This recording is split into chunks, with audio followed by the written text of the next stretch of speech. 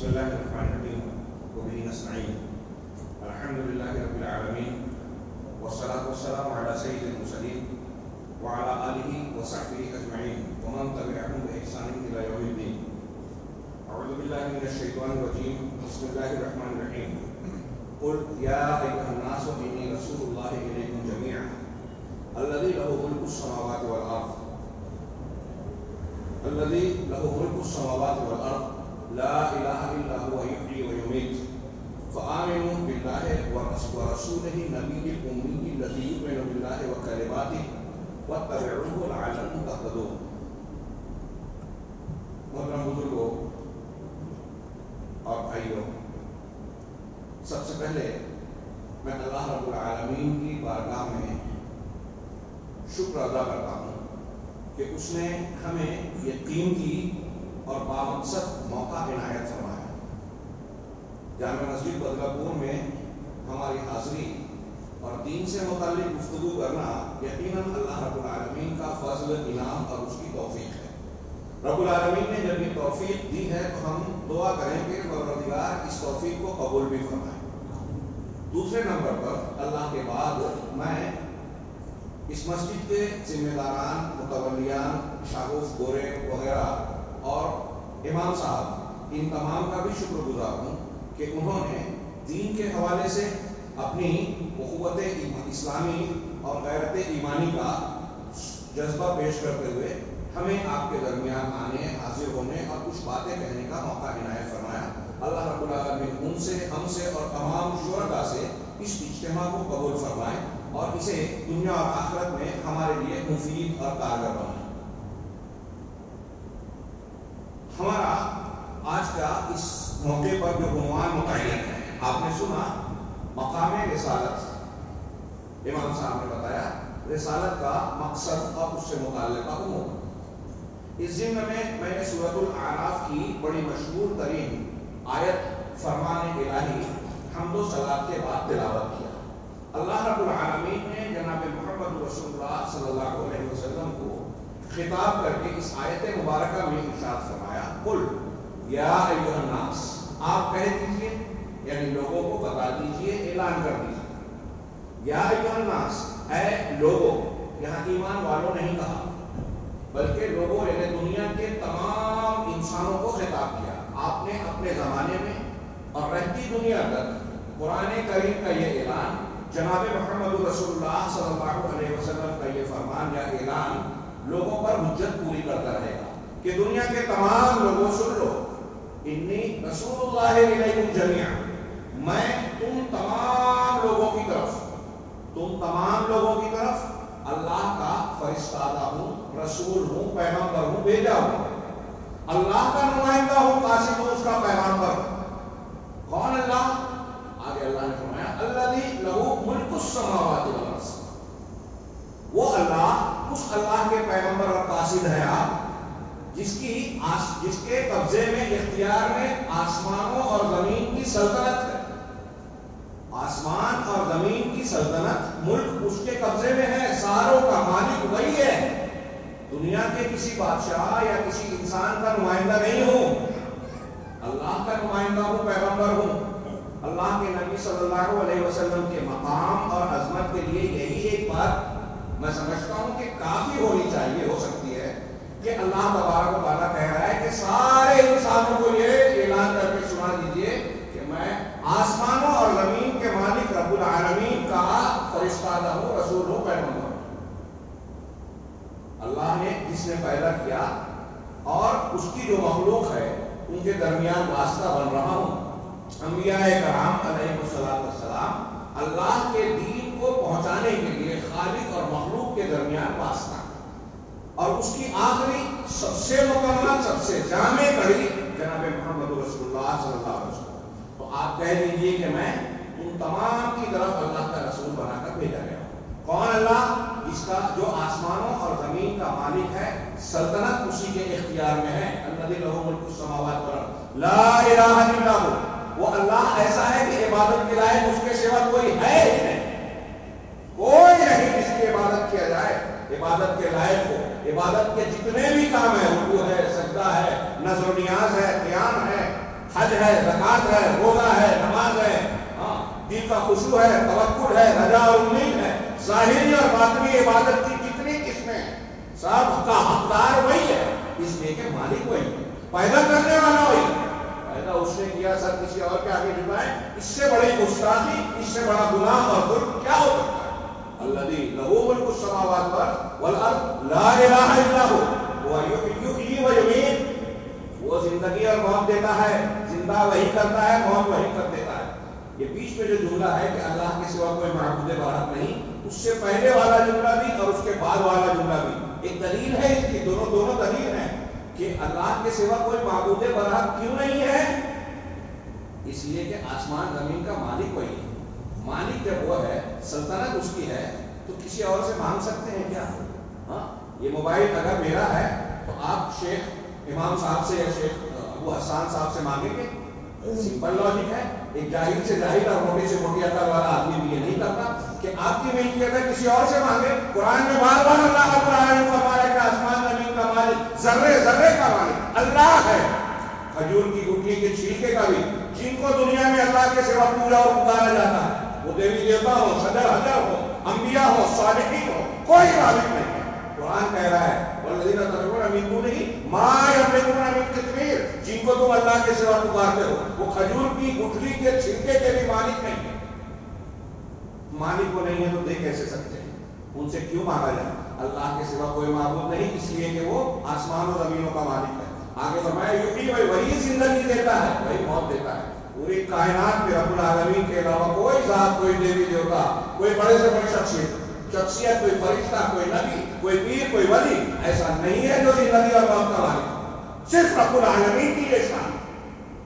قرآن کہہ رہا ہے اس رب العالمین کی جو زندگی اور موت کا مالک ہے، دینے والا ہے، جو آسمانوں اور زمین کی ہر چیز کا مالک ہے، پیدا کرنے والا، خالق اور مربی ہے، اس کا میں رسول ہوں تم تمام کی طرف۔ لہذا جب میں اس کا رسول ہوں تو میرا پیغام کیا ہے؟ فآمنوا، لہذا تم ایمان لے آؤ، باللہ ورسولہ، اللہ پر ایمان لے آؤ، اس کی توحید، اس کے حقوق کو سمجھو، اس کی معرفت حاصل کرو۔ یہاں لوگوں کی دیکھا دیکھی آپ عمل اختیار کرو نہیں چلے گا۔ ہمارے یہاں تقلید اور اپنے تقلید کے جھگڑے ہوتے ہیں، لیکن دونوں اس بات پہ متفق ہیں کہ عقیدے کے معاملے میں تقلید نہیں چلے گی کہ لوگ کہتے ہیں میں بھی ہوں۔ قبر میں منکر نکیر ہر انسان سے سوال کریں گے ما ربک ما دینک ماذا تقول فی ھذا الرجل محمد صلی اللہ علیہ وسلم۔ اگر اس کا جواب صحیح نہیں دیا، ہاں لا ادری کہا، اور یہ جواب دیا جو حدیثوں میں ہے کہ میں نے لوگوں کو ایک بات کہتے ہوئے سنی تو میں بھی کہنے لگا، دیکھا دیکھی کر رہا ہے، تو فرشتے کیا کہیں گے؟ منکر نکیر بخاری مسلم اور دیگر حدیث کی کتابوں میں دیکھیے، اس حدیث میں کہیں گے ما دریت وما تلوت، نہ تم نے جانا نہ پڑھا۔ اس کا مطلب یہ جاننا اور یہ پڑھنا کہ میرا رب کون ہے، میرا دین کیا ہے، اور محمد رسول اللہ صلی اللہ علیہ وسلم، یعنی ربوبیت، اس کی معرفت، رب کی معرفت، دین کی بنیادی معرفت، اور محمد صلی اللہ علیہ وسلم کے مقام اور آپ کے حقوق کی معرفت، یہ ہر مسلمان مرد اور عورت پر ضروری ہے۔ دیکھا دیکھی والا معاملہ، سنے سنائے والا معاملہ نہیں چلے گا، پڑھنا پڑے گا۔ لہذا اللہ کہہ رہا ہے اللہ پر ایمان لاؤ، وہ رسول ہے اور اس کے رسول پر۔ کون رسول؟ النبی الامی، وہ نبی جو کہ امی ہے۔ امی کہتے ہیں جو پڑھا لکھا نہ ہو، ان پڑھ ہو، کہیں پڑھا لکھا نہ جانتا ہو۔ یہ اللہ کے نبی صلی اللہ علیہ وسلم کا خاص وصف اور صفت ہے کہ آپ امی ہیں۔ امی ہونے کے باوجود آپ کائنات کے معلم بن گئے۔ کائنات میں آپ سے زیادہ بہتر، آپ سے زیادہ کامل، آپ سے زیادہ جامع الکمالات کوئی دوسری شخصیت پہلے کی۔ کوئی چھوٹی موٹی بات نہیں ہے، بہت بڑا معجزہ ہے کہ امی ہوتے ہوئے 40 سال مکہ والوں کے بیچ زندگی گزاری، اچانک ایک کلام پیش کر رہے ہیں، چیلنج کر رہے ہیں کہ اگر تم کو شک ہے میرے رسول ہونے میں اور اس کلام کے اللہ کا کلام ہونے میں تو تم سب مل کر اس جیسا ایک کلام، چاہے ایک سورت لے آؤ، 10 آیتیں لے آؤ، 2 آیتیں لے آؤ، 1 آیت لے آؤ، ایک حدیث جیسی لے آؤ۔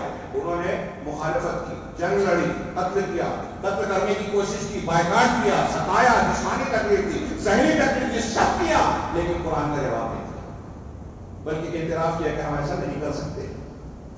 فآمنوا باللہ ورسولہ النبی الامی، اللہ نے آگے فرمایا الذی یؤمن باللہ و کلماتہ. نبی امی کون ہے؟ وہ نبی ہے میں تمہارے رسول ہوں. اور پھر کس کا رسول ہوں؟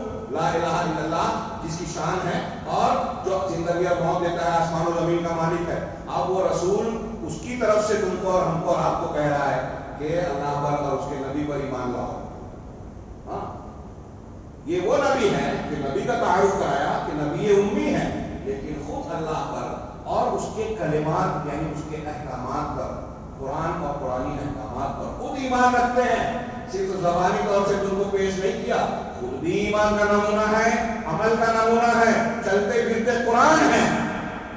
وہ جو کلمات پر بھی ایمان رکھتے ہیں. آخر جملہ کہا وَاتَّبِعُوهُ، اور اللہ کے رسول کی ان کی اتباع کرو، کسی اور کی نہیں کرنا ہے، آپ کے بالمطابق انہی کی اتباع کرو. اب موسیٰ عیسیٰ علیہ السلام اگرچہ پیغمبر ہیں لیکن ان کی شریعتیں منسوخ ہو چکی. اتباع کا درجہ مقام صرف محمد رسول اللہ صلی اللہ علیہ وسلم کے لیے یہ اعلان ہے لعلکم تہتدون، تاکہ تم ہدایت پا جاؤ. آخری ٹکڑے سے یہ بھی پتہ چلا کہ ہدایت اب محمد رسول اللہ صلی اللہ علیہ وسلم کی ذات، شخصیت آپ کی نبوت سے جڑی ہوئی ہے. صحیح مسلم کی ایک حدیث میں ہے والذی نفس بیدہ، اس ذات کی قسم جس کے قبضے میں میری جان ہے، لا یؤمن بی لا یسمع بی احد من امتی، میری امت کا کوئی بھی فرد اگر میرے بارے میں کچھ سنتا ہے، یہودی اور نصرانی ہو، وہ یہودی ہو یا نصرانی ہو، ثم لا یؤمن بی، لیکن سننے کے باوجود مجھ پر ایمان نہیں لاتا، محمد رسول اللہ صلی اللہ علیہ وسلم کو رسول نہیں مانتا، یہودی ہو، نصرانی ہو، ہندو ہو، جین مذہب کا ماننے والا ہو، بدھسٹ ہو، کسی دور دراز کے دیہات کا رہنے والا ہو، نبی صلی اللہ علیہ وسلم کے بارے میں سنے اور ایمان نہ لائے، الا دخل النار، مگر وہ جہنم میں جائے گا پکا. پختہ بات ہے کہ وہ جہنمی ہوگا. معیار ہدایت، معیار نجات جناب محمد رسول اللہ صلی اللہ علیہ وسلم قرار پائے. ہدایت قرآن سے اور حدیث سے میں نے ایک دلیل دی. نبی صلی اللہ علیہ وسلم کا یہ مقام ہے کہ اب آپ کی بعثت اور نبوت آ جانے کے بعد دنیا کے کسی بھی خطے اور علاقے کا کوئی بھی مذہب کا ماننے والا انسان ہو اور قیامت تک کوئی بھی انسان ہو، اگر آپ کی نبوت کو نہیں مانتا، آپ کی تعلیمات کو اختیار نہیں کرتا تو وہ ہدایت والا نہیں ہے. دنیا میں سعادت نہیں پا سکتا، آخرت میں کامیابی نہیں پا سکتا، اللہ کے انعام اور رحمت کا مستحق نہیں ہو سکتا. اور جب اللہ کے نبی صلی اللہ علیہ وسلم کی رسالت اس قدر عام ہے، لوگوں کے لیے اس قدر ضروری ہے کہ اگر آپ کو نہیں مانا تو نجات نہیں ملے گی، جہنم میں جائیں گے. وہ جہنم جو چھوٹی موٹی اور معمولی بات نہیں ہے کہ دنیا کی تکالیف کی طرح چلو جھیل لیں گے اور جھیلتے جھیلتے جھیلنے کی عادت پڑ جائے گی، مشکلیں اتنی بڑی مجھ پر کیا آسا ہو گئی. وہ جہنم کی آگ دنیا کی آگ سے 69 گنا زیادہ شدید ہوگی، ڈامر سے زیادہ کالی ہوگی. وہاں انسان موت کو پکارے گا، موت نہیں آئے گی. لا يموت فيها ولا يحيا، نہ وہاں جیے گا نہ مرے گا. موت ویأتیہ الموت من کل مکان، موت ایک ایک بار اور ایک ایک حصے سے آئے گی لیکن وہ مرے گا نہیں. یہ قرآن کے الفاظ ہیں. اس جہنم سے بچنے کے لیے، اللہ کا انعام اور رحمت پانے کے لیے لازمی نقطہ یہ ہے کہ محمد رسول اللہ صلی اللہ علیہ وسلم پر ایمان لائے جائے. اللہ پر ایمان لانا لا الہ الا اللہ کی گواہی سے ہوتا ہے. محمد رسول اللہ صلی اللہ علیہ وسلم پر ایمان لانا وہ اشہد ان محمد عبدہ و رسولہ کی گواہی سے ہوتا ہے. اس کے بغیر کوئی آدمی دائرہ اسلام میں داخل نہیں ہو سکتا.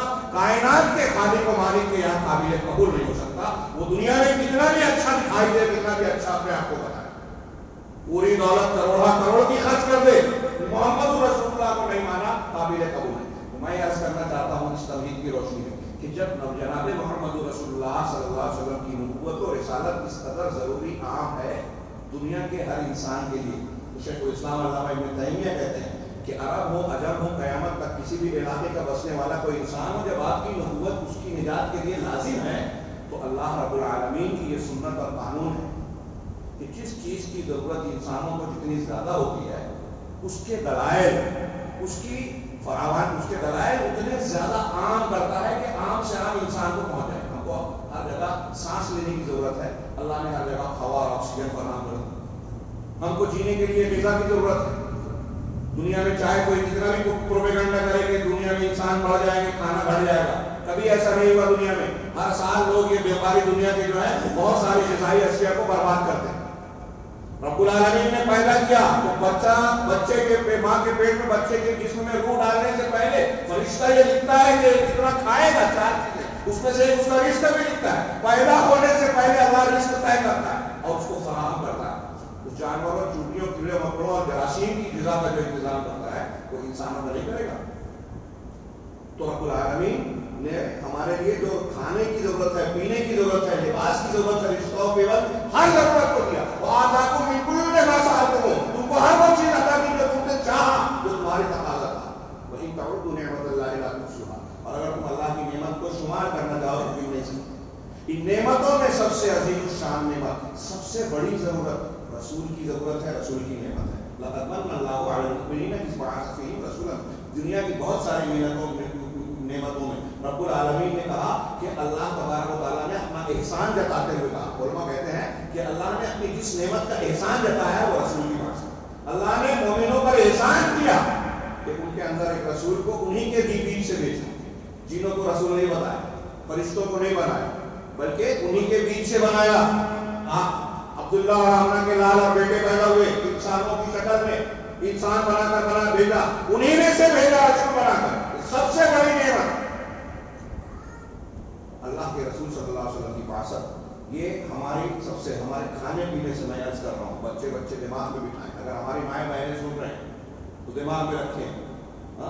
یہ آج جو جدید دور کی چمک دمک فلم، ٹی وی سیریل اور گلیمر دیکھ کر لوگوں کے رجحانے سے، موبائل اور فون اور ٹی وی چینل سے جو سازشیں ہو رہی ہے، جس کی بنیاد پر ہمارا مسلمان بچہ، نوجوان لڑکا اور لڑکی دین، اسلام، رسالت کو کمتر سمجھنے لگا ہے، وہ اپنے دماغ میں اپنی جہالت کو دور کر کے یہ تازہ کرے کہ اللہ تبارک و تعالیٰ نے اس دنیا میں سب سے بڑی جو نعمت دی ہے وہ رب کی معرفت ہے اور رسول کی معرفت ہے. اس کے بعد اگر اس سے کوئی محروم ہے تو دنیا کا سب سے مالدار انسان بھی ہے تو سب سے بڑا غریب ہے، کیونکہ وہ جہنم میں جائے گا جب اس کے بغیر مر گیا. اور اگر ایک جھوپڑے میں رہنے والا ٹھیک سے کھانا نہیں مل رہا ہے لیکن اگر اسے ہدایت ملی ہے، وہ اللہ کے مقام اور حقوق کو جانتا ہے، مانتا ہے، رسول اللہ صلی اللہ علیہ وسلم کے حق اور مقام کو جانتا ہے، مانتا ہے، تو اس سے بڑا خوش قسمت، اس سے زیادہ انعام والا کوئی دوسرا ہے. یہ لکھ لیجیے دماغ میں. اللہ کے گھر میں پوری ذمہ داری سے کہہ رہا ہوں، اور یہ کوئی چھوٹی موٹی بات ہے. جن کو یہ نعمتیں ملی نا تو انہوں نے دولتیں چھوڑ دی، بادشاہی چھوڑ دی. آج بھی دنیا میں سب سے زیادہ تیزی سے پھیلنے والا دین اسلام ہے. ٹی وی چینل پہ آج ہمارے یہاں ایک پروگرام ترتیب دیا گیا دشمنان اسلام کی طرف سے، ایکس مسلمین یعنی مرتدین کو کیوں اسلام کو چھوڑا، اور ہمارے نوجوانوں کو بہکایا جاتا ہے کہ اس میں ایسا ہے، 4 شادی کی اجازت ہے، ظلم ہے، وغیرہ وغیرہ. میں موضوع سے ہٹ جاؤں گا. میں صرف یہ بتانا چاہ رہا ہوں کہ رسول اللہ صلی اللہ علیہ وسلم کا مقام، آپ کی حیثیت، آپ کی تعلیمات کی حیثیت، اس کے فوائد کو اگر کوئی انسان جانے گا تو جان دے دے گا، دنیا کی ہر چیز لٹا دے گا، بچائے گا توحید کو اور رسالت کے مقام کو. اگر اس کی قیمت اور نعمت کو جانے گا. اور اس کی تھوڑی سی تازگی کے لیے آج کا یہ خطاب ہے، لیکن وقت اتنا مختصر ہے کہ میں اس موضوع کا بہت مختصر حصہ بھی شاید نہ پیش کر سکوں. چنانچہ جو کچھ اللہ توفیق دے اس پر غور سے سنیں اور زیادہ مطالعہ کریں. اللہ کے نبی صلی اللہ علیہ وسلم، میں نے عرض کیا، سب سے بڑی نعمت ہے. آپ سوچئے دنیا کا کوئی ہندو ہو، کوئی عیسائی ہو، کوئی یہودی ہو، ان سے یا غیر مسلم سے، مسلمان سے سوال کیجئے کہ ہم کو اللہ نے پیدا کیا، جس نے پیدا کیا کیوں پیدا کیا، مرنے کے بعد انسان کہاں جاتا ہے. میں اکثر بچوں کو کلاسوں میں سمجھاتا ہوں، تقریروں میں بھی ذکر کرتا ہوں کہ اگر ایک موبائل کسی کمپنی نے بنایا تو آپ اس موبائل کے استعمال کا طریقہ، پروسیسنگ وغیرہ جو پروسیجر ہے اس کا، یا بگڑ گیا تو بنانے کے لیے آپ ایک برطانیہ کی کمپنی کے موبائل کو آپ امریکہ کی کمپنی والے کے پاس نہیں لے جاتے، اس سے نہیں پوچھتے. تو ایک سمپل لاجک ہے، عقل میں آنے والی بات کہ ہم کو کس نے بنایا، کائنات کو کس نے بنایا، اللہ نے. اب اللہ نے کائنات بنائی، ہم کو بنایا، تو ہمارے جینے کا مقصد کیا ہے، کیوں پیدا کیا، کون سا دین پسندیدہ ہے اس کے نزدیک جس نے پیدا کیا، وہ ہم سے کیا چاہتا ہے، زندگی کی کن چیزوں کو چاہتا ہے کہ ہم اختیار کریں، کن چیزوں سے بچیں، یہ وہی بتائے گا، یا پھر فلاں فلاں بزرگ بتائیں گے، گرو نانک جی بتائیں گے، پنڈت رام چندر جی بتائیں گے، فلاں بزرگ، فلاں مذہب کے پیشوا، فلاں مذہب کے بڑے لوگ بتائیں گے، فلاں ریفارمر بتائیں گے، کون بتائے گا. ظاہر سی بات ہے کہ ان سوالوں کا جواب جو انسان کا بنیادی سوال ہے، آپ کو اگر بدلہ پور سے ممبئی جانا ہے تو آپ بدلہ پور سے اس بس میں نہیں بیٹھتے جو ناسک میں ناسک جا رہے ہیں، پہلے دیکھتے ہیں کہ بس میری منزل تک جا رہی ہے کہ نہیں. تو ایسے ہی زندگی کی منزل ہماری اگر جنت ہے تو ہم کو یہ دیکھنا پڑے گا کہ جنت پہنچانے والا راستہ کون سا ہے، کون سا مذہب ہے جو اللہ کا پسندیدہ ہے، جو ہمارے خالق و مالک کا پسندیدہ متعین کردہ ہے، اس کی کائنات ہے تو حکومت انصاف قانون کسی اور کا کیسے کر سکتا ہے؟ ان سارے سوالوں کا جواب دینے کے لیے اللہ نے شریعتوں کا انتظام کیا، جس کو پہنچانے کا ذریعہ رسول ہے، اس کی آخری کڑی جناب محمد رسول اللہ۔ اب جب یہ بات ٹھہری کہ اللہ کے نبی جناب محمد رسول اللہ صلی اللہ علیہ وسلم ساری کائنات کے لیے ہدایت کا مرکز ہے، مرجع ہے اور نجات کی بنیاد ہے، تو سوچئے کہ اللہ تبارک و تعالیٰ نے کتنا انتظام کیا ہوگا۔ میں نے بتایا کہ جس کی جتنی ضرورت ہے اللہ نے اتنا فراہم کیا، پانی کی جتنی ضرورت ہے اس سے زیادہ ہم کو دیا۔ سب سے زیادہ ضرورت ہم کو توحید کی ہے دنیا میں، توحید نہیں ہے تو کوئی کتنا بھی پادشاہ ہو جائے، ایک دن بھی تہجد نہ چھوٹے، سارے عمل برباد، جہنم سے کبھی نہیں نکلے گا اگر توحید شرک اکبر پر مر گیا انسان۔ یہ میں نہیں، قرآن کہہ رہا ہے، اللہ کے رسولوں کو خطاب کر کے اللہ نے کہا کہ آپ بھی اگر شرک کرو گے تو سارے عمل برباد ہو جائیں۔ اس لیے سب سے زیادہ ضرورت ہے کہ ہم توحید سیکھیں، شرک کو جانیں، شرک سے بچ کر توحید کو اختیار کریں۔ اس لیے چونکہ یہ سب سے ضروری چیز ہے، اس لیے دنیا کے اندر، کائنات کے اندر اہل علم نے بیان کیا، کسی موقع پر اگر عنوان یہ رات اس پر گفتگو کریں گے، سب سے زیادہ دلیل دنیا میں کسی چیز کی ہے تو توحید کی۔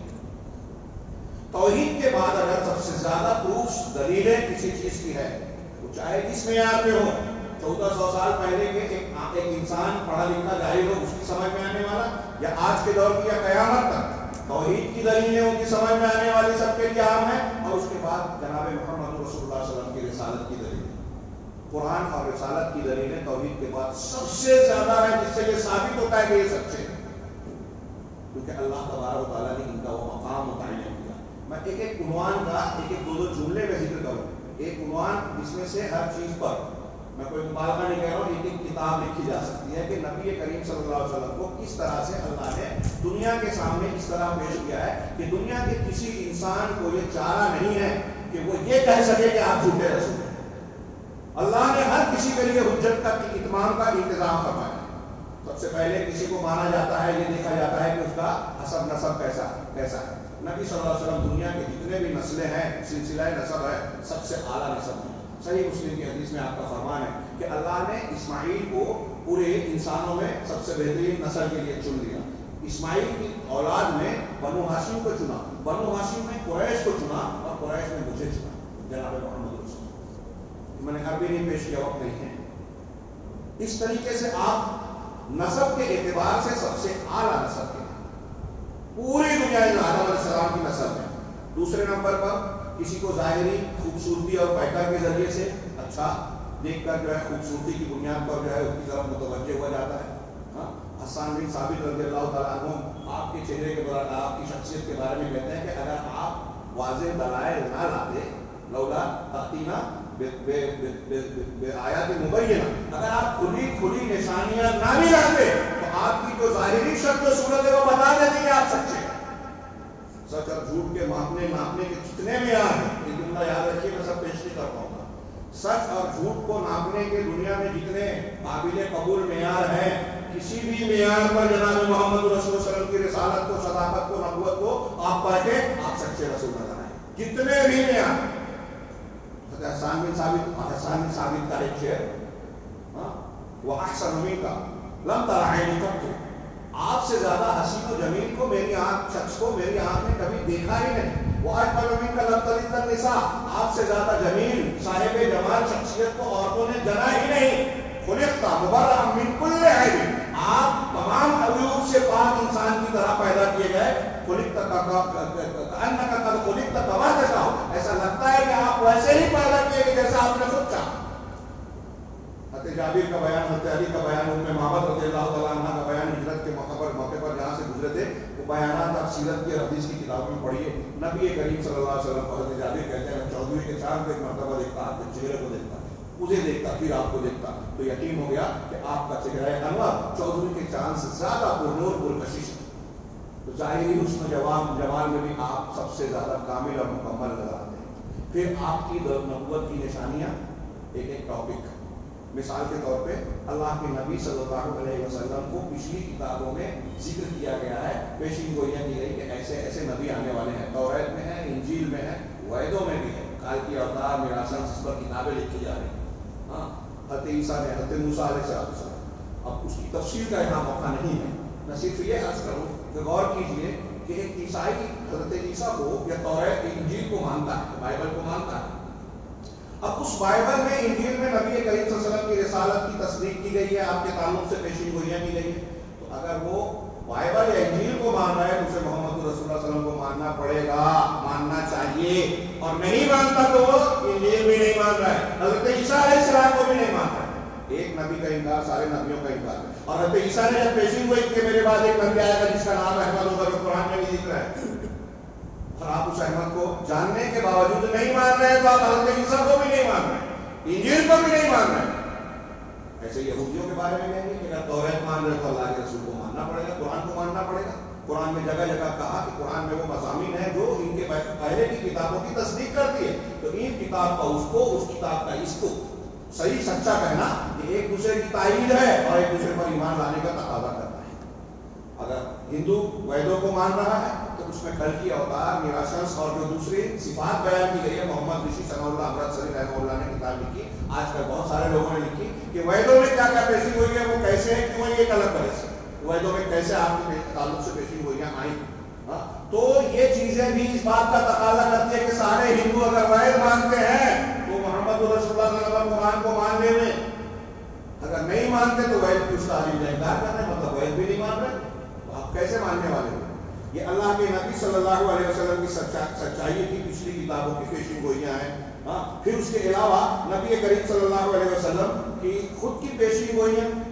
اب یہ ایک لمبا ٹاپک ہے, موٹی موٹی کتابیں لکھی گئی ہیں. آپ کی پیشین گوئیاں کل کے لیے بھی تھی, کچھ گھنٹوں کے بعد کے لیے بھی تھی, سال 2 سال بعد کے لیے تھی, آپ کے حیات طیبہ کی کچھ سالوں بعد کی, آپ کی وفات کے فوراً بعد کی, صحابہ کی, پھر اور بات کی, پھر اور بات کی, قیامت تک کی سورج نازل سے نکل جائے, یہ زمین سورج چاند ستارے سب برباد ہو جائیں, وہاں تک آپ پیشین گوئی کیا. فتنوں کے آنے کی پیشین گوئی کی.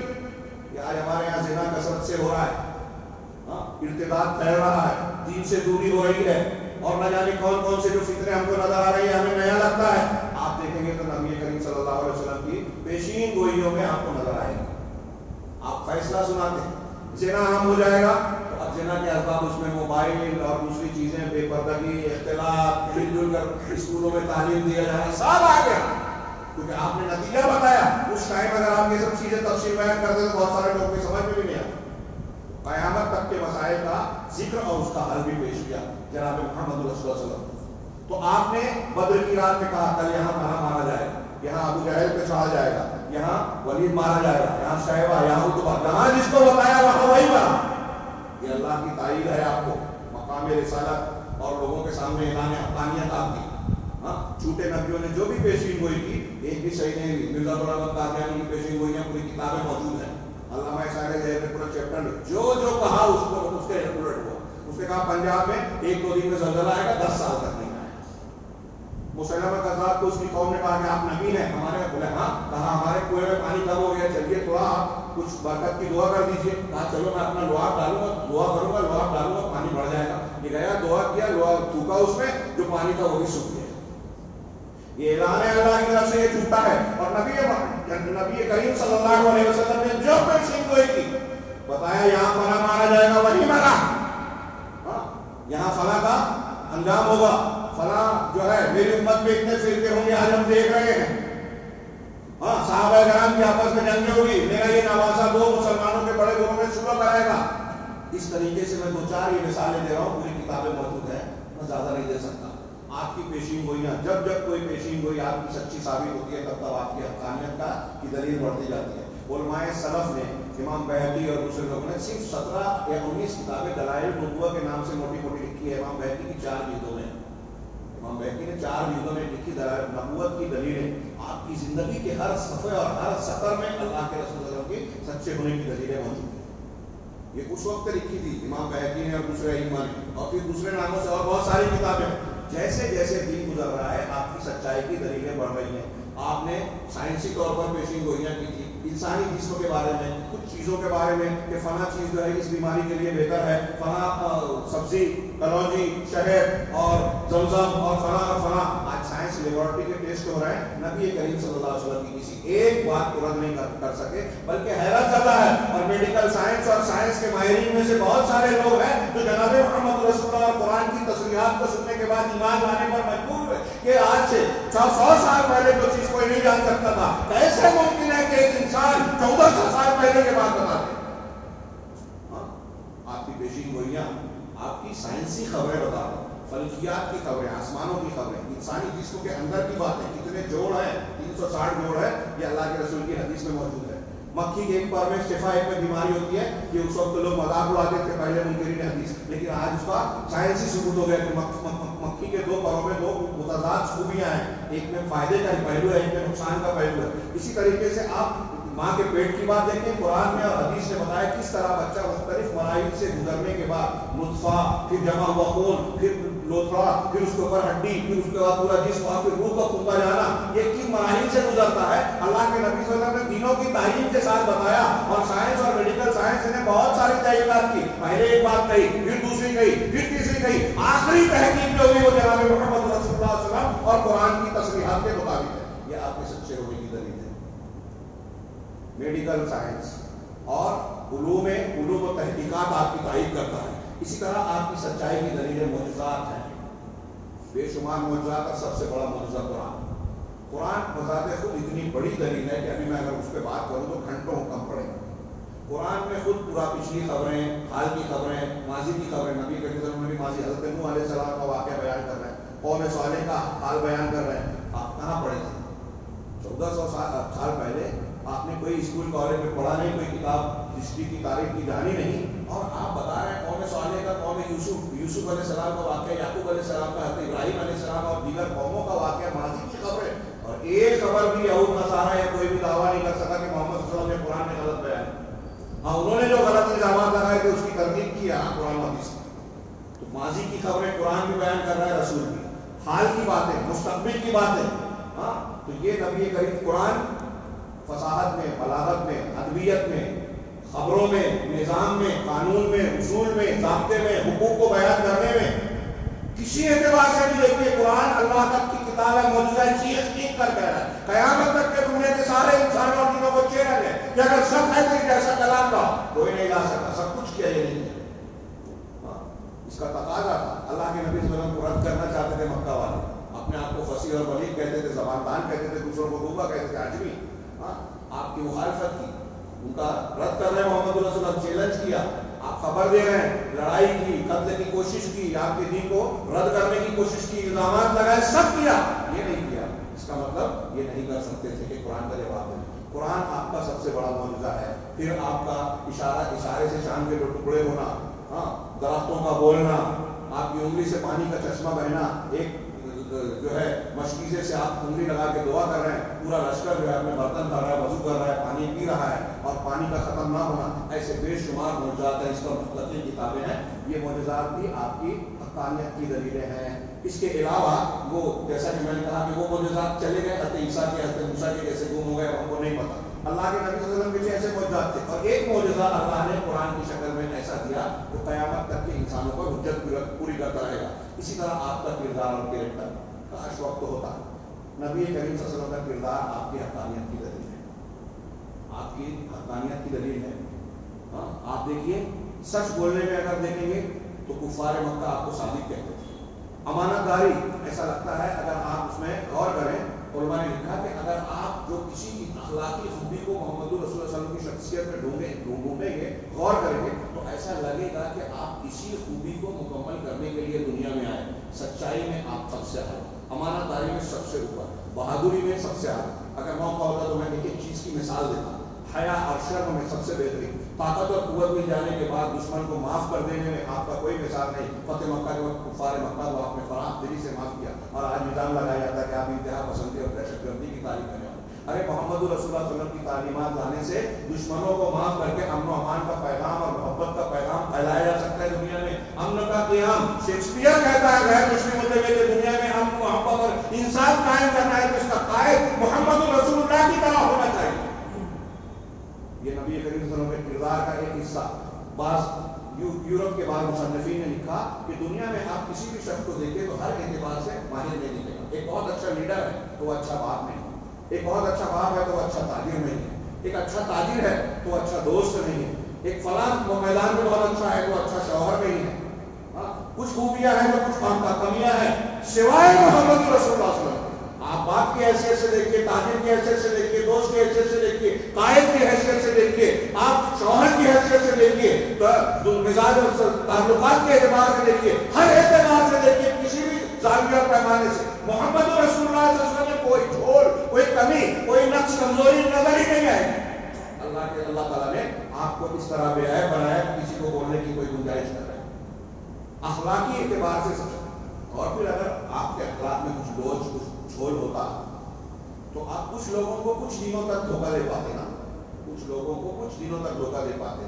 سارے لوگوں کو سارے دنوں تک دنیا میں کوئی بھی دھوکہ دینے والا، اگر دھوکہ دینے والا اور جھوٹا ہے تو کچھ دنوں تک دے پاتا ہے. کچھ لوگوں کو محمد رسول اللہ صلی اللہ علیہ وسلم مکہ سے مدینہ کی زندگی تک کہہ رہے ہیں جیسا قرآن لے آؤ. اگر مکہ میں سے لے کر وہاں تک کچھ سال گزرے تو آپ اگر یہ دعویٰ اگر کھوکھلا ہوتا تو ثابت ہو جاتا. بعد میں ثابت ہو جاتا. 1400 سال گزر گئے، چیلنج قائم ہے. بڑے بڑے لوگ آئے چیلنج قبول کرنے والے، 6 مہینہ 1 سال کمرے میں بند ہو کر قرآن جیسا کلام لکھنے کی کوشش کی، بعد میں کہا نہیں لکھ سکتے. کتنی مثالیں ہیں، موقع نہیں ہے. تو آپ کا یہ کردار ہر طرح سے آپ کا. پھر آپ دیکھیے کہ آپ کی شخصیت کی تربیت میں جو لوگ تربیت پائے، ابو بکر صدیق، عمر فاروق، عثمان غنی، حضرت علی، عبد الرحمن بن عوف، ابو عبیدہ بن جراح، سعید بن زید اور سعد بن ابی وقاص، اور بہت لمبی تعداد. یورپ کا ایک مصنف کہتا ہے مستشرق کہ محمد رسول اللہ صلی اللہ علیہ وسلم ہیروز کی نرسری تھے. یہ اس کے الفاظ ہیں، ہم ہیرو نہیں کہتے. یعنی عظیم شخصیات کی نرسری تھے. آپ کی تربیت میں پڑھنے والا جو شخص آپ کی اتباع کرتا ہے، آپ کو مانتا ہے، وہ خود عظیم ہو گیا. وہ کہتا ہے وہ مصنف کہ دنیا میں کسی ایک زمانے میں اتنے عظیم لوگ اکٹھا نہیں ہوئے جتنے محمد رسول اللہ صلی اللہ علیہ وسلم کے شاگردان اور صحابہ کی شکل میں نہ ہوئے. یہ آپ کا جو ہے نمونہ ہے. آپ سے قریب رہنا. اگر کوئی شخص کردار کے حوالے سے ہم یہ بھی کہہ سکتے ہیں کہ کوئی آدمی دور کا ہوتا ہے، میں مالیگاؤں کا رہنے والا ہوں، آپ مجھے نہیں جانتے، آپ میں سے کچھ لوگ تقریر سن کر کسی وجہ سے بولیں گے کہ مولانا اچھے لگتے ہیں، اچھے ہو سکتے ہیں، کیونکہ میرے عیب سے واقف نہیں. میرے قریب آئیں گے تو جانیں گے کہ ان کے اندر بھی بہت سارے عیب ہیں.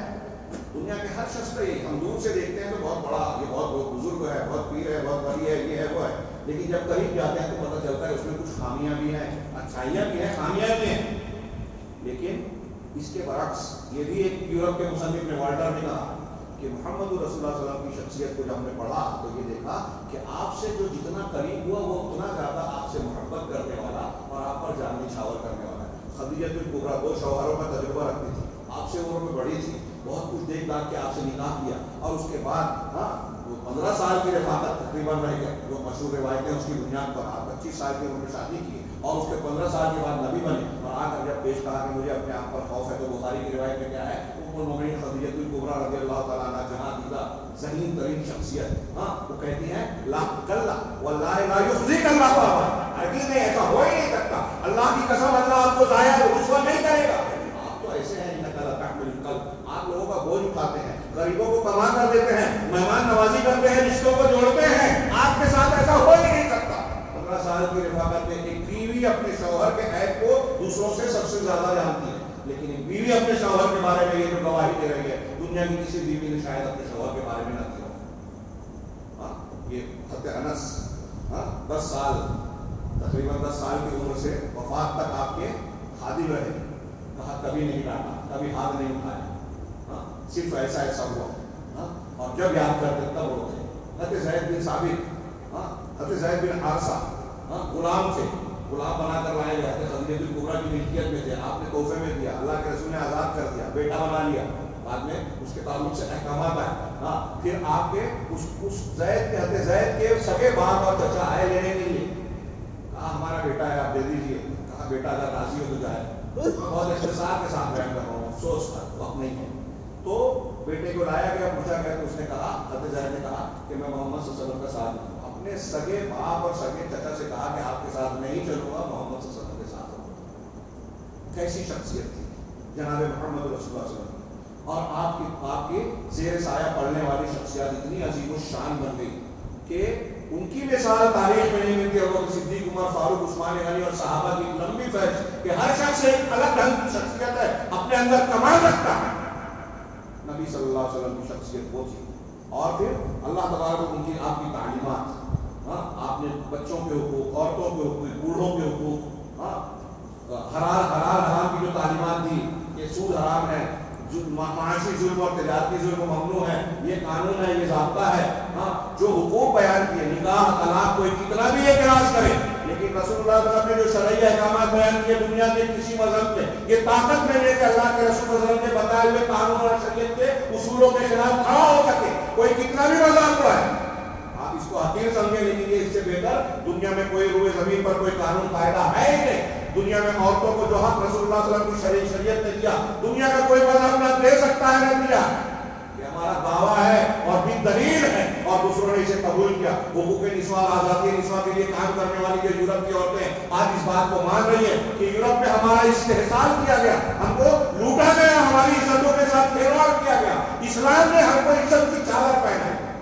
بیٹی ہو، بیوی ہو، ماں ہو، اللہ نے جو درجہ عورت کو دیا ہے دنیا جو تقدس اور درجہ دیا کسی نے نہیں دیا. کاش موقع ہوتا ہے کہ میں اس پہ ایسے ہی وراثت کا معاملہ، ایسے ہی طلاق اور نکاح کا معاملہ، ایسے ہی خاندان اور حلال حرام کا معاملہ، یہ سود بیاج نے آج دنیا میں بے روزگاری اور بھوک مری کو عام کیا ہے. ایک آدمی جو ہے دنیا میں نمبر لگ رہا ہے ہندوستان کا کہ دنیا میں سب سے امیر ترین لوگوں میں شامل ہو رہا ہے، اور دوسرے دیکھ رہے ہیں کہ نہ سڑک سیدھی ہے، نہ پانی کا انتظام ہے. بہت سارے لوگ روز بھوک سے مر رہے ہیں، دواؤں اور غذاؤں کی قلت سے مر رہے ہیں. یہ ترقی ہے؟ محمد رسول اللہ صلی اللہ علیہ وسلم کے دین کو اور تعلیمات کو اختیار کی جائے، ہر طرف جو ہے خوشیاں لہلہائے گی. یہاں خوشیاں اور مسکراہٹیں آئے گی. یہاں حکم ہے کہ آپ اگر پیٹ بھر کے سو گئے اور اگر آپ کا پڑوسی جو ہے وہ بھوکا رہ گیا تو قیامت کے دن اللہ پوچھے گا کہ میں بھوکا تھا، تو نے کھانا کیوں نہیں کھلایا؟ مسلموں کے غیر مسلموں اس سے مطلب نہیں. اگر نبی صلی اللہ علیہ وسلم کی اس تعلیم پہ عمل ہونے لگے تو کوئی شخص بھوکا نہیں سوئے گا. یہ میں ایک مثال دے رہا ہوں. ایسے تمام آج کی انسانیت بہت سارے مسائل سے گری ہوئی ہے. اس کا علاج محمد رسول اللہ صلی اللہ علیہ وسلم کی تعلیم پہ ہے. میں ہم سے آپ سے میں کہنا چاہتا ہوں، جوڑنا چاہتا ہوں، کاش کہ ہم غور کریں. ہمارے پاس یہ امانت ہے، دنیا کی مسائل سے گری ہوئی ہے، پریشانیوں میں مبتلا ہے. ان پریشانیوں کا حل ہمارے پاس ہے محمد رسول اللہ صلی اللہ علیہ وسلم کی تعلیمات رسالت و نبوت کی شکل میں. لیکن آپ خود پڑھنے کو تیار نہیں، سیکھنے کو تیار نہیں. جو رواج ہے چل رہا ہے چل رہا ہے. ہم کو معلوم ہی نہیں ہے سنت کیا ہے، بدعت کیا ہے، نبی صلی اللہ علیہ وسلم کے حقوق کیا ہے، آپ کا مقام کیا ہے، آپ کی حیثیت کیا ہے. اللہ کی قسم اگر ہم مقام رسالت ہمارے نوجوان جان لے تو کسی کرکٹ کھلاڑی کو، کسی فلم اداکار کو، کسی ٹی وی سیریل کے کسی بڑے سے بڑے ایکٹر کو دیکھنا پسند نہیں کریں گے. اپنا ہیرو، اپنا اسوہ، نمونہ محمد رسول اللہ صلی اللہ علیہ وسلم کو مانیں گے. اور کیا ان کی کیا اوقات ہے اللہ کے رسول صلی اللہ علیہ وسلم کے مقابلے میں کسی اور شخصیت کو، وہ چاہے نبی ہی کیوں نہ ہو، ان کو نبی ضرور مانیں گے، لیکن اتباع اور اطاعت کا حق کسی اور کو نہیں دیں گے. لقد کان لکم فی رسول اللہ اسوۃ حسنہ. اللہ کے رسول صلی اللہ علیہ وسلم کی ذات میں تمہارے لیے بہترین نمونہ ہے. یہ سارے خوبیاں دینے کے بعد یہ مقام بھی سن لیجئے کہ اللہ کا کے رسول کو نمونہ بنایا ہے. کسی شخصیت کو، کسی امام کو، کسی صحابی کو، کسی پیر کو، آپ سے پہلے کے کسی نبی کو ہمارے لیے نمونہ نہیں بنایا گیا. میں کوئی طرز تعریف نہیں کر رہا ہوں، ایک دم سیدھی سمپل سادی بات کر رہا ہوں. اور یہ جو میں کہہ رہا ہوں میں نہیں سمجھتا یہ کسی مسلک کا اختلاف. نبی کریم صلی اللہ علیہ وسلم امام کائنات ہیں. آپ کی اتباع نہیں کرتے گے تو قیامت کے دن اللہ نے نقشہ کی دیا میں آج ظالم ہے، ظالم اس دن اپنے ہاتھوں کو اپنے دانتوں سے چبائے گا. یقول یا لیتنی اتخذت مع الرسول سبیلا. کہے گا کہ کاش میں نے رسول کو اپنا خلیل اور ساتھی بنایا ہوتا، آپ کے طریقے پہ چلا ہوتا. یا ویلتا لیتنی لم اتخذ فلانا خلیلا. کاش، ہائے، میں فلاں کو اپنا دوست نہ بنایا ہوتا، اس کے پیچھے نہ چلا ہوتا، رسول کے پیچھے چلا ہوتا. یہ مقام رسالت. میں اکثر کہا کرتا ہوں کہ دنیا میں کوئی انسان اب کتنا بھی مقام پا جائے اونچا، ہوا میں اڑے پانی پہ چلے. امام شافعی رحمہ اللہ نے کہا، امام شافعی رحمہ اللہ کا قول ہے، امام لیث کی، کہ کوئی ہوا میں اڑے پانی پہ چلے یا آگ میں کھیلے اٹھے بیٹھے، اگر وہ سنت رسول کے مخالف ہے تو اس سے کہہ دو کہ تو رحمان کا ولی نہیں ہے، شیطان کا ولی ہے. ولی بننے کے لیے محمد رسول اللہ صلی اللہ علیہ وسلم کی اتباع ضروری ہے. آپ امام الاتقیاء ہیں، آپ رحمت للعالمین ہیں. لہذا رسول اللہ اگر آپ کو امام بننا ہے، قابل قبول بننا ہے، بڑا مقام حاصل کرنا ہے تو رسول کی اتباع کرنی پڑے گی. قل ان کنتم تحبون اللہ فاتبعونی. یہ کچھ مضامین ہیں جو بہت بہت اہم ہے جو مجھے بیان تفصیل سے کرنا چاہیے لیکن وقت اجازت نہیں دے رہا ہے. اسی طرح آپ کی دعوت کے نتائج کا ایک پہلو دیکھ لیجیے کہ آپ نے اس وقت آپ مبعوث ہوئے تھے, آپ پڑھتے ہیں سنتے ہیں علماء سے کہ کیسے برے حالات تھے دنیا میں, ہر طرف جاہلیت تھی, شرک تھا, کفر تھا, ظلم اور زیادتی تھی, بڑی مچھلی چھوٹی مچھلی کو نگلتی تھی, کھاتی تھی, کیا نہیں ہوتا تھا, عورتیں مظلوم تھی, خریدی بیچی جاتی تھی, لونڈیاں بنائی جاتی تھی, کیا نہیں ہوتا تھا. لیکن آپ کی دعوت کے بعد 23 سال, صرف 23 سالہ دعوت کے بعد دنیا کی سب سے بڑی جاہلیت دنیا کی سب سے بڑے تہذیب و تمدن میں تبدیل ہو گئی. یہ کوئی معمولی بات نہیں ہے. مائیکل ہارٹ دی 100 میں لکھتا ہے کہ اس عیسائی ہوتے ہوئے اس نے دنیا کی سب سے مؤثر شخصیات میں پہلا نمبر حضور صلی اللہ علیہ وسلم کو دیا اور اس کی وجوہات میں ایک وجہ یہ بیان کی کہ صرف آپ کی شخصیت ایسی ہے پوری تاریخ انسانی میں جس نے تاریخ کا دھارا موڑ دیا, جس نے تاریخ کا دھارا موڑ دیا, اور اپنوں اور غیروں کی گواہیاں اس میں موجود ہے. میں تفصیل میں نہیں گیا اس میں, اپنے اور غیروں کی. اللہ کے رسول کے زمانے سے لے کر دیکھیے ابو سفیان مشرک تھے, ہرقل کے دربار میں گئے ہیں, ہرقل نے قریب 13 سوال کیا آپ سے کہ آپ ایسے ہیں کیا, آپ ویسے ہیں کیا, کیا تعلیم دیتے ہیں, آپ کے ایمان لانے والوں کا کیا حال ہے. 13 سوال بخاری کی حدیث میں پڑھیے, آج موقع ہوگا. وہ 13 سوال آپ کے سچے اور جھوٹے نبی ہونے کے لیے دلیل کے طور پر پوچھے تھے, اور جواب سننے کے بعد جو تبصرہ کیا 13 سوال کے جواب میں کہا کہ تم نے یہ جواب دیا سچا رسول ایسا ہی ہوتا ہے. تائید کی ہرقل نے, نجاشی بادشاہ نے آپ کی صداقت کا اعلان کیا. آپ کے پاس جو وحی آ رہی ہے اور موسیٰ کے پاس جو آتی تھی وہ ایک ہی مشکات اور مصدر سے ملتی ہے. اس زمانے سے لے کر آج تک منصفین نے گواہیاں دی. شیخ خلیل یاسین مصر کے عالم ہیں, انہوں نے کتاب لکھی محمد عند علماء الغرب, مغرب کے نزدیک اور محمد صلی اللہ علیہ وسلم کی حیثیت. انہوں نے بیان کیا کہ دنیا میں 250 ایسے یہود و نصارہ علماء ہیں, 250 ایسے یہودی اور نصرانی علماء جنہوں نے بہت سی کتابیں لکھی, ان کو شہرت نہیں ملی, لیکن جب محمد رسول اللہ صلی اللہ علیہ وسلم کی سیرت پر لکھی تو ان کو مشہور ہو گئے. غیر مسلم اور پھر ان کے اقوال, ان کو اقوال آپ پڑھیے کہ جو ان کو انصاف پسند ہے کیسی گواہیاں دیتے ہیں ان کے بارے میں کہ محمد صلی اللہ علیہ وسلم جیسی عظیم شخصیت پیدا نہیں. یہ غیروں کی گواہیاں بھی ہیں. اس کے علاوہ نبی کریم صلی اللہ علیہ وسلم کی کو جو مقام اللہ تعالیٰ نے عطا کیا کہ آپ کو افضل کیا ہے, پوری کائنات سارے انسانوں کا سردار اور سب سے افضل سید بنایا. بخاری وغیرہ کے بخاری مسلم کے حدیث ہے, انا سید الناس یوم القیامہ, قیامت کے دن میں لوگوں کا سردار ہوں. پورے حدیث شفاعت میں پڑھیے کہ انبیاء کے پاس جائیں گے, ہر نبی معذرت کرے گا, نبی صلی اللہ علیہ وسلم اللہ کے سامنے سجدے میں گریں گے, جب آپ کو اجازت دے کہ سر اٹھائیے مانگیے, دیا جائے گا. شفاعت کی آپ اجازت ملنے کے بعد سفارش کریں گے, مانگیں گے. اجازت ملنے سے پہلے کوئی نہیں کہہ پائے گا, جتنی اجازت ملے گی اتنا ہی کہہ پائیں گے. شفاعت کی حقیقت کو بھی سمجھیں. تو نبی کریم صلی اللہ علیہ وسلم کو یہ مقام ملے گا. آپ نے معراج میں اور دوسرے مقامات پر انبیاء کی امامت کی. آپ سید المرسلین کا ہے, رسولوں میں دنیا کے سارے انسانوں میں سب سے اونچا گروہ انبیاء کا ہے. انبیاء میں رسول ان سے اونچے ہیں, رسولوں میں اولو العزم رسول ہے. اولو العزم رسول کو اور راجح قول کے مطابق 5 ہیں, ان میں حضرت ابراہیم اور جناب محمد 2 خلیل سب سے اونچے ہیں. 2 خلیل میں اونچا درجہ ہے خاتم النبیین جناب محمد رسول صلی اللہ علیہ وسلم. آپ خاتم النبیین ہیں, اس کی دلیلیں بہت ساری موجود ہیں. لہذا یہ آپ کے مقام اور مرتبے کا ایک نشان ہے. آپ کو شفاعت عظمیٰ ملے گی. آپ کو جنوں اور انسانوں دونوں کی طرف جو ہے رسول بنا کر بھیجا گیا. آپ کو دنیا میں بھی کچھ خصوصیات دی گئی, آخرت میں بھی کچھ خصوصیات دی گئی. عام انسانوں پر کچھ خصوصیات دی گئی, انبیاء کے مقابلے میں کچھ خصوصیات دی گئی. خصائص المصطفیٰ کے نام سے ایک کتاب ہے جو میں نے کچھ اس کو تفصیل سے اپنے پیغام قرآن کے درس میں بیان کیا ہے. آپ کو جوامع الکلیم دیا گیا. انبیاء کرام علیہ السلام اور آپ کے پہلے کی امتوں کے مقابلے میں آپ نے کہا کہ مجھے کئی چیزوں کے ذریعے سے فضیلت دی گئی. آپ کو الکوثر دیا گیا, نہر کوثر بھی ہے, خیر کثیر بھی ہے. دنیا میں آپ کی تائید کی گئی اور بہت ساری نعمتوں سے اللہ تبارک و تعالیٰ نے آپ کو نوازا. اس طریقے سے میں نے چند چیزیں صرف بیان کی ہیں. آپ دیکھیں گے کہ نبی کریم صلی اللہ علیہ وسلم کو اس طریقے سے بہت ساری خصوصیات اور مقام بلند عطا کیا گیا. آپ تھوڑی دیر کے لیے بس اشارہ کر رہا ہوں, غور کیجیے کہ اللہ کے رسول وسلم کے بارے میں جس نے الزام لگایا کہ آپ ابتر ہیں, نبیان اولاد آپ کی جب انتقال کرتی گئی تو کہا کہ آپ کی نسل نہیں چلنے والی, تم بریدہ ہیں. تو اللہ نے قرآن پسند لے ربے کو نشانیاں آپ کا دشمن ہی بے نام و نشان, آپ نہیں ہیں. آپ کو کیسے رکھا, بیٹی سے آپ کا نام و نشان رکھا, اور پوری امت آپ کی روحانی اولاد ہے.